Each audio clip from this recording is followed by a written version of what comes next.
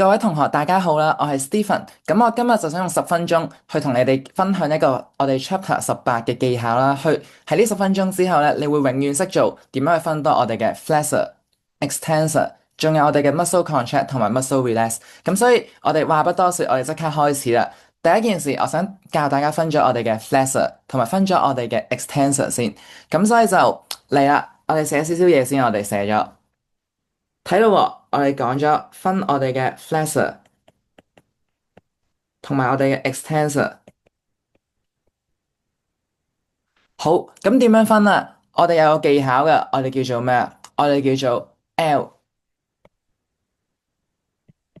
我哋個技巧名叫做 L 啊。咁講呢個之前咧，我要定義咗個 L 先。咁我先可以溝通到啊嘛，係咪先？咁所以就嚟啦。我哋 L 呢隻字咧，其實我哋有分兩邊嘅，我哋寫喺度啦，好冇？呢個係 L 呢隻字啊嘛，佢有分內側同埋有分外側嘅。咩意思啊？呢一個就係我哋嘅內側啦。而呢一邊係咩啊？就係我哋嘅外側。咁所以我哋有咗呢一樣嘢先，我哋先可以溝通到出嚟咯。咁我哋溝通咗出嚟之後，我哋就識做啦。咁但係再講之前，我想講多樣嘢出嚟先，就係好重要啊呢個位。你要記住，當我哋分 flexor 同埋我哋分 extensor 嘅時候咧，你係唔需要睇嗰個 posture 嘅，你唔需要睇個動作嘅。最簡單，你無論做緊咩動作都好，佢係 flexor，嗰個肌肉係 flexor，佢永遠都係 flexor。Whenever 咩 posture，咁所以就記住呢個位。最簡單就係講個例子啦，即係 Stephen 喺香港，我叫 CY Stephen 啊嘛，係咪先？咁我可能去到美國嗰度，其實我都係叫 Stephen 噶嘛。咁所以無論如何，我都係 Stephen 嚟噶。咁所以我哋唔需要理個 posture 咯。OK，跟住咁啊，我哋就要將呢個 L 呢個技巧，將佢點做啊？我哋將佢發揚光大啊！冇錯，我哋將佢發揚光大。咁就睇到喎，第一件事，我哋咧咁樣諗啦，好冇先？我哋要屈個 L 出嚟，記住分 flexor 同埋 extensor，我哋要屈個 L 出嚟。點樣屈個 L 出嚟啊？你隻腳得兩個動作嘅啫嘛，我睇呢一組肌肉先啦，好冇？佢一係就會打直，唔係噶，佢會點做啊？佢會咁樣曲上嚟啊嘛，係咪先？一係打直，一係曲上嚟。我哋要將佢屈成 L，你隻腳唔會咁噶嘛，係咪先？斷咗啊嘛，咁樣會，我哋唔會咁做啊。一係打直，一係 L，但我哋應該點做啊？屈佢係 L，夾硬屈佢係 L。咁所以 that's why 我哋當佢係咁樣個 L 啦，好冇先？我講過噶，L 嘅內側係咩啊？L 嘅內側係我哋嘅 flexor，寫喺度，佢係我哋嘅 flexor。而 L 嘅外側就係啲咩？我哋嘅 extensor，好重要啊呢個位。跟住咁就睇到喎，所以 that's why 個 L 喺度啊嘛，你畫翻個 L 出嚟先。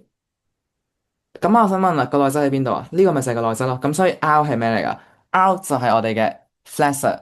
咁 P 係咩嚟噶？P 就係我哋嘅 extensor 咯。記唔記呢位？P 就係我哋 extensor。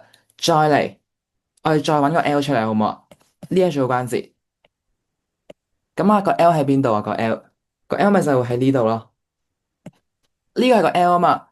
跟住用翻同樣嘅思路，我講過 L 嘅內側係 flexor，L 嘅外側係 extensor 啊嘛，好簡單。咁所以個 L 喺度，咁內側 Q 就係我哋嘅咩啊？Q 咪就係我哋嘅 flexor 咯。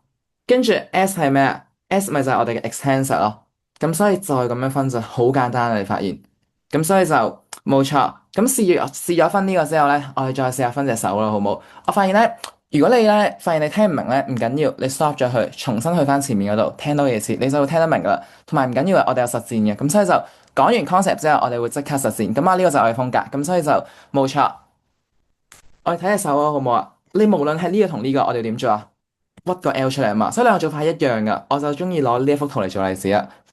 個 L 喺邊啊？個 L 喺度啊嘛，個 L 喺呢個位啊嘛，係咪先？咁所以 L 嘅內側係咩啊？我哋個 bicep 咪就係我哋嘅 flexor 咯，係咪先？佢咪就係我哋嘅 flexor 咯，個 bicep。咁你個 tricep 係咩啊？就係我哋嘅 extensor 咯。咁啊，如果你點樣睇呢個？最簡單，佢打直咗噶嘛。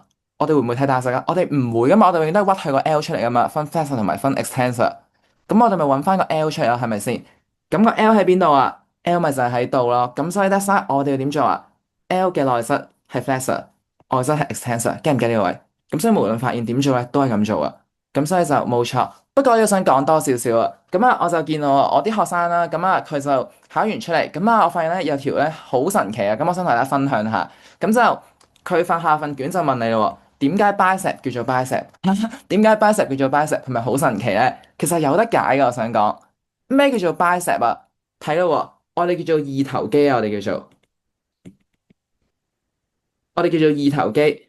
跟住咧，如果你再讀咧，你讀 anatomy，我哋嘅解剖學咧，你就會知道咧，其實咧，I mean 呢個 concept 咧，你要大概知一知。我哋嘅肌肉有分點嘅，我哋分頭同埋分尾嘅。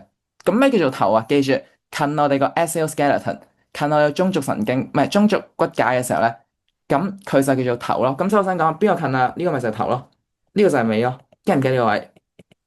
咁所以我想講咧，咩叫做二頭肌啊？佢有兩個 tendon 咯，佢有兩個 tendon 啊，知唔知啊？我有兩個 tendon 嘅話，佢就叫做二頭肌。咁所以你發現咯喎，咁咩叫做 tricep 啊？咁咪就係有三個 tendon 喺後面咯。咁所以 get 啊嘛，同埋頭啊嘛，咁啊呢個咪就係頭咯，好明顯。咁所以呢個咪叫三頭肌咯。仲有啊，仲有咩啊？四頭肌。吓，咩叫四頭肌啊？我哋個大髀嗰隻肌肉咪就叫做四頭肌咯，係咪先？咁點解叫四頭肌啊？最簡單，因為佢有四個 tendon 啊嘛，喺個頭嗰個位啊嘛，四個 tendon，咁所以佢就叫四頭肌咯。咁所以 that's why 點樣去做呢題啊？你就講到，因為佢有兩個 tendon。咁我上堂肯定有教我上堂，咁所以就你有新嘅學生，你應該記住啊，regular fee。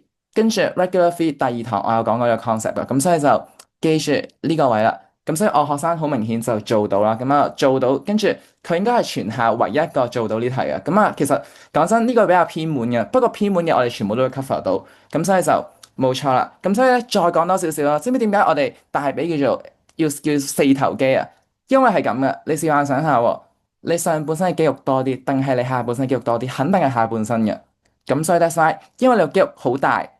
佢嘅 pulling force 好高，咁所以咧，所你要四個 tendon 先可以 transmit 到佢，咁先可以咁樣做啊嘛。咁所以就有得解啊，全部都 OK。咁啊，講完 flexor，講完 extensor，我哋實戰做，睇到咁我哋就做咩好咧？做咗呢題先啦，我哋就好。咁啊，點樣分呢題啊？好簡單啫，我講過噶，唔使睇呢個 posture 啊嘛。記住我講過，唔使睇 posture 啊，我係睇呢一嚿嘢，一定要記住呢個位啊。睇呢一嚿，跟住我哋點做啊？揾翻個 L 出嚟啊嘛。咁啊，個 L 喺邊度啊？個 L。個 L 喺度啊嘛，係咪先？個 L 喺度，咁所以 that's why 我想問啊，L 嘅內側係咩啊？L 嘅內側係我哋嘅 flexor 啊嘛，咁所以一咪就係 flexor 咯。再睇個 L 喺邊度啊？個 L 咪喺呢度啊，第二個 L。咁 L 嘅內側係咩啊？係我哋嘅 flexor 啊嘛，咁咪一同三咯。咁所以 that's why 你發現咯喎，咁咪就係 B 咯，好簡單嘅咋。Flexor，但我想講呢題咧，啲人做得唔好啊，得58%咯。咁啊，其實58%唔係一個好嘅數字。所以諗下喎，1萬個人有幾多人錯咗啊？1萬個人入面有可能3200個人都錯咗啊。咁所以咧，所以其實唔好啊。咁所以，不過你睇完條片，你肯定識做啊。咁所以就我哋再試下啦，好唔好啊？我哋試下碌屎嘅題目，睇到喎，我哋就做呢一題，我哋做呢一題。得有句，佢今次問 extensor 喎，咁咪好簡單咯，係咪先？睇啦，揾翻個 L 出嚟。呢個咪就係個 L 咯，係咪先？L 嘅內側係咩啊？L 嘅內側就係我哋嘅 flexor，L 嘅外側係咩啊？咪就 extensor 咯。咁所以 that's why 我用紅筆啦，好冇先？咁所以 P 咪就係我哋嘅 extensor 咯。再嚟，咁啊，揾翻個 L 出嚟好冇啊？呢個咪就係個 L 啦。L 嘅內側係咩啊？好似洗咗腦咁啊，係啊，洗你腦啊，而家要。咁所以 that's why L 嘅內側係咩？L 嘅內側係 flexor 啊嘛。咁所以 that's why 呢個係咩啊？呢個咪就係我哋嘅 flexor 咯。咁所以 flexor 應該藍色筆，唔好意思。咁所以就用翻藍色筆，跟住咁你一個係 flexor，另外一個定係 extensor 啊嘛。因為佢哋係 antagonistic muscle 啊嘛，即係我哋 DSE 叫做 opposing muscle 啊嘛。咁所以係一樣嘅啫。咁你外側咪就係 extensor 咯。咁所以點做啊？咪就係我哋 P 同 S 咯。咁所以 that side 就係我哋嘅 boy 啦。OK 啊嘛，好，再做，我哋無限多次 practice 啦，我哋試下做我哋 CE 好唔好啊？試下做第44題，睇到我哋就做第44。好，所以我想講咧，再次證明咗我講嘅嘢，我講過嘅，分 flexor 分 extensor，你唔需要有個 posture 嘅，記住你唔使睇個 posture，你睇完之後會錯啊，唔使睇 posture，點解啊？你發呢題佢問你 flexor 啊嘛，佢冇俾個動作你啊？佢動作都冇俾你啊，佢就係俾咗做關節你啫嘛，佢冇俾下隔離幅圖咁樣話條喺度做緊啲咩啊嘛，佢冇呢個咁樣嘅嘢喎。但係問題係就可能唔需要咯，記唔記？唔好俾佢擾亂咗你，揾翻個 L 出嚟，記住揾翻個 L 出嚟。咁啊個 L 喺邊度啊？個 L 咪就喺度咯，係咪先？咁所以 that's why 睇到喎，L 嘅內側係 flexor 啊嘛，一咪就係 flexor 咯，L 嘅內側係 flexor 啊嘛，咁你同晒啊嘛，咁所以 that's why 就係 boy 咯。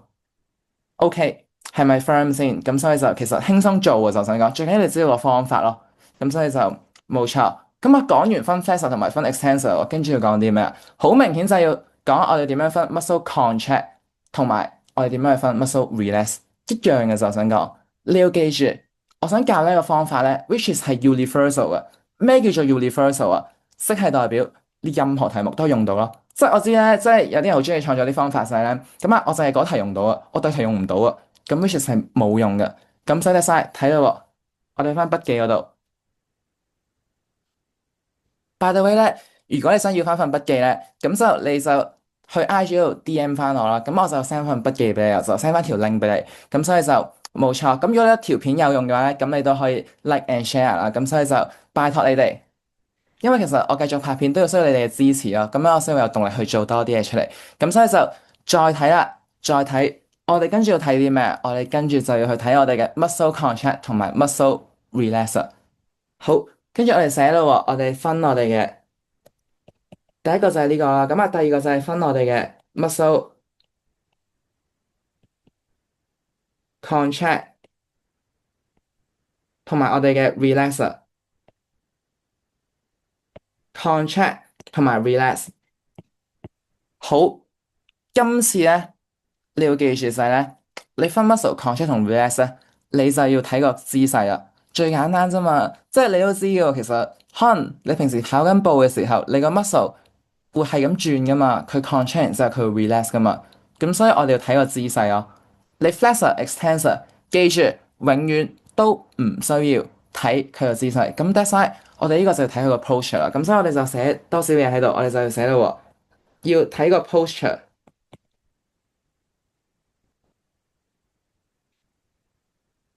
要睇我哋嘅 posture 啦，咁但係其實咧都係用翻 L 呢個技巧嘅。吓？咩叫做用翻 L 呢個技巧啊？咁樣嘅，但係今次咧我哋就唔使屈 L 啊，即係你發現咧，我哋之前會點做啊？我哋分 flexor 同埋分 extensor 嘅時候，我哋夾硬將個 L 屈噶嘛，係咪先？佢本身係直嘅，我哋將佢屈成係 L 啊嘛。但係今次分 muscle contract 同埋 relax，我哋唔需要屈佢係 L，佢係點樣就係點樣。咁咩叫做係點樣就係點樣？我哋抄多少嘢先好冇？我哋抄多少少嘢。如果佢係打直嘅話，我哋就睇 L 嘅。sorry，我支筆咧，咁就寫有啲卡，唔知點解，可能因為就可能頭先上咗堂啦，咁所以就我哋睇啦，睇翻我哋 L 嘅內側，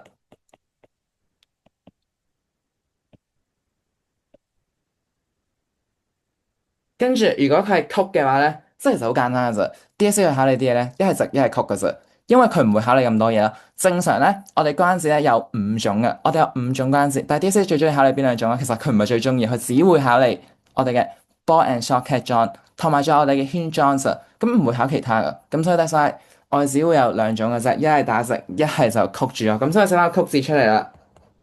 如果係曲住嘅話咧，我哋就睇 L 嘅。sorry 啊，寫錯嘢呢度。打直應該睇 L 嘅外側，對唔住。跟住呢個應該睇啲咩？就應該睇我哋 L 嘅內側，睇我哋 L 嘅內側啊！吓，真係咩意思啊？我做你就會明噶啦。我哋將佢間低先。咁啊，我哋實戰啦，好唔好啊？咁啊，practice make perfect。我將呢啲拆咗佢先。咁啊，用翻隻腳啦。哇，隻腳真係好慢用啊。咁就最簡單嘅啫，我哋睇呢個姿勢啦，好唔好啊？我哋睇佢靜止咗嘅呢一個姿勢。咁啊，咩意思啊？佢而家打直定曲住咗？佢曲住咗係咁噶嘛，係咪先？佢而家打直咗啊嘛，係咪先？打直嘅話咧，我哋就睇個 L 啊。咁所以你無論如何都要畫翻個 L 出嚟，畫翻個 L 出嚟。如果佢係打直嘅話咧，邊個 contract 緊啊？邊個 contract 緊？係我哋 L 嘅外側喺度 contract 緊啊嘛。咁所以你打直嘅話咧，係 P contract 緊，記唔記？咁你 P contract 嘅話，咁你咁你 R 就會點啊？自然會 relax 啦，係咪先？咁所以 let's say 嚟咯喎，你呢個係點做啊？我睇下尾組關節，佢係打直定曲住啊？佢係曲住啊嘛，係咪先？如果係曲住嘅話，邊個 contract 緊啊？就係我哋 L 嘅內側 contract 緊啊嘛。咁所以 that's why Q 就 contract 咯，咁 S 同 R 就 relax 緊咯。明唔明呢個位？你唔明咧，stop 咗條片佢撈一陣，咁你就會明噶啦。記住，你要睇佢打直定打橫。睇完佢打直打橫之後咧，咁就畫翻個 L 出嚟。打直嘅話點做啊？打直咪睇佢個外側咯，係咪先？咁你打橫嘅話點算啊？或者我哋叫做曲住咗啦。咁曲住咗係點啊？咪睇佢個內側咯，係咪先？咁所以就我哋有好多次實戰嘅機會啊！我哋即刻試下做咯，好冇先？咁啊，let's do it。好。又做翻啲題啊，好冇先？我將上面拆咗，你發現咧，其實 DSE 好中意咁樣問嘅。佢下面就問你 flash，上面就問你啲咩？就問你邊個 contract 緊咯。咁啊，其實對我哋嚟講係輕鬆做嘅，我認真嘅。咁但係問題係我講過嘅，你睇 contract 同睇 relax，你要點做啊？你要睇個 posture 咯，你要睇個姿勢啊。咁所以佢個姿勢睇到喎，打直噶嘛，係咪先？打直呢個係曲住咗啊嘛。咁所以咪就係打直緊咯呢度。打直緊嘅時候，我想講啊，咁你就會發現咗啲咩啊？打直啊嘛，打直嘅話睇 L 嘅內側定睇 L 嘅外側啊嘛？打直嘅話係睇 L 嘅外側啊嘛，係咪先？睇翻份筆記，打直係睇 L 嘅外側，咁所以我哋畫翻個 L 出嚟咯喎，L 喺度啊嘛，咁所以你咪睇個 L 嘅外側咯，咁咪就係四咯。記唔記呢個位？再嚟，再嚟，你發現啦喎，佢而家係點啊？佢而家係曲住咗啊嘛，係咪先？佢而家曲住咗啊嘛，咁邊個 contract 緊啊？佢而家曲住咗，曲住咗嘅話，或者叫做我哋叫做曲住咗，你係睇 L 嘅內側啊嘛，係咪先？咁所以四咪就係 contract 緊咯，所以三啊，唔好意思，咁所以咪三同四咯，咁所以 that's why 就我哋嘅 D 咯。呢一題咧54%嘅，你發現啲人都唔係好識做啊。咁但係問題，你睇完條片你會點啊？你會識做咯，咁所以就冇錯。咁所以就我哋試多幾次啊，好冇先？我哋試2019。我哋即刻揭我哋好，我哋做呢一題啦。咁之後佢就問緊你啦，X 同 Y 嘅狀態，佢問你到底 contract 定 relax 啊？咁啊點做啊？我講過啦，問你 contract 同 relax，你要點做？你要睇幅圖啊嘛，係咪先？咁所以睇下佢姿勢咯。呢個係直嘅，我呢個都係直咯。咁啊試下做咯喎。如果係直嘅話，你要睇個 L 嘅咩啊？如果係打直，你要睇我哋 L 嘅外側啊嘛，係咪先？睇翻份碌士，打直要睇 L 嘅外側啊嘛，咁你嘅外側咪就係 contract 緊咯。我自己中意 contract 用藍色筆咯，咁所以藍色筆代表 contract，咁就睇啦，睇到喎，咁所以就我哋睇翻呢個位啦，好冇先？咁就佢係打直噶嘛，畫翻個 L 出嚟，咁我哋咪睇外側咯，係咪先？咁所以 X 咪 contract 緊咯，get 唔 get 呢個位？再嚟，佢呢幅圖入面呢個關節係點啊？都係打直噶嘛，係咪先？咁所以呢個位都係打直噶。打直我講過，打直你要睇個 L 嘅咩啊？邊個 contract 緊啊？個 L 嘅外側 contract 緊啊嘛。咁所以 that's why 你呢一組 muscle contract 緊，所以就用藍色筆啦。你個 Y 其實係咩嚟噶？你一組 contract，你另外一個咪就係 relax 咯，係咪先？佢哋係 opposing muscle 嚟噶嘛？DSE 好中意嘅字 opposing muscle。咁所以 that's why 睇到喎，咁咪 X 係點啊？contract，Y 咪 relax 咯。咁所以我哋就睇到喎，所以 that's why 我哋 X 就係 contract 咯。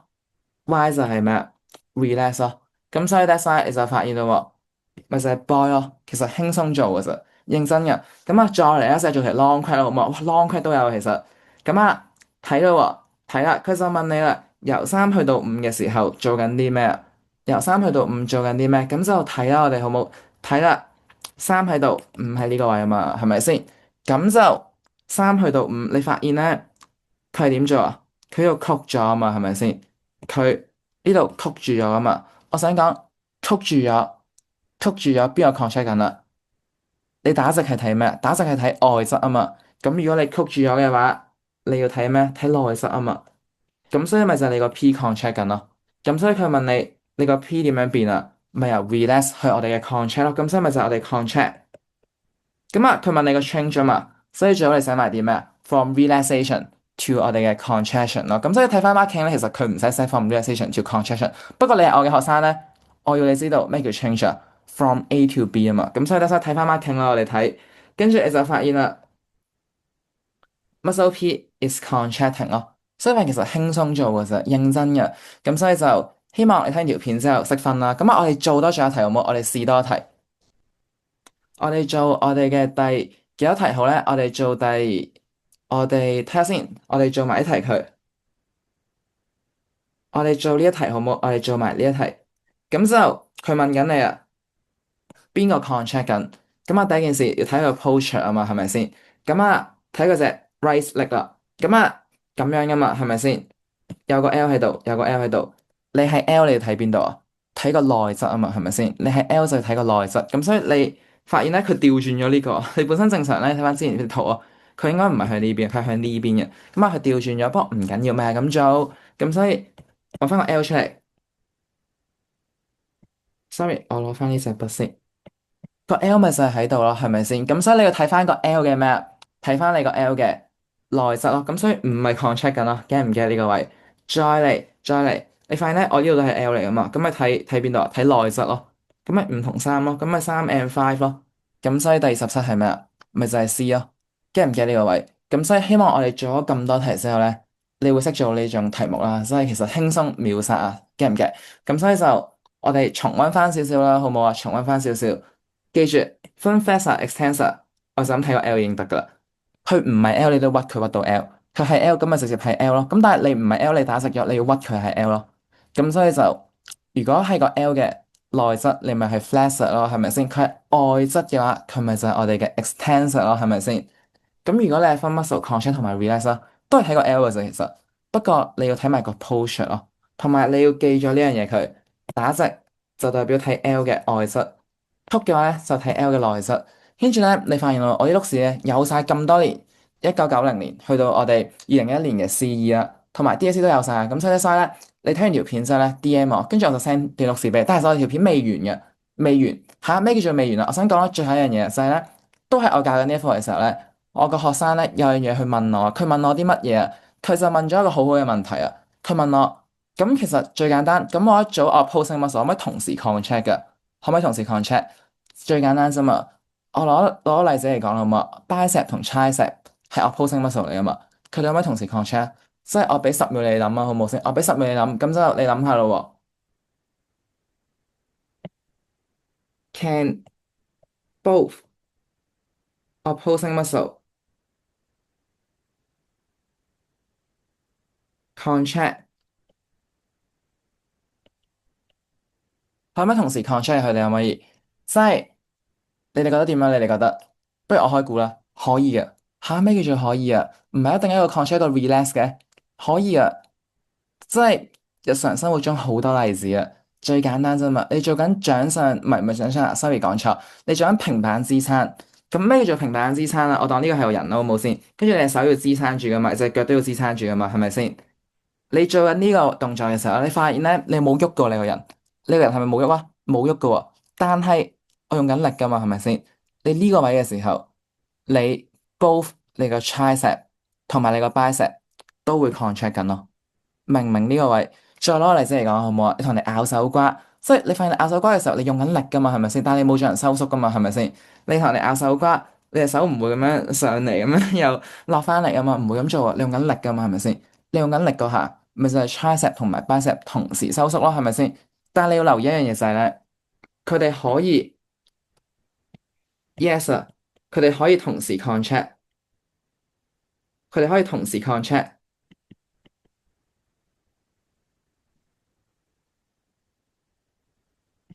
可以同時 contract，sorry 我啲字係好樣衰，因為我支筆咧冇乜電啊，跟住就搞到咁咯。但係正常唔會嘅，佢哋可以同時 contract 啊嘛，但係佢哋唔可以 attain the maximum 咯。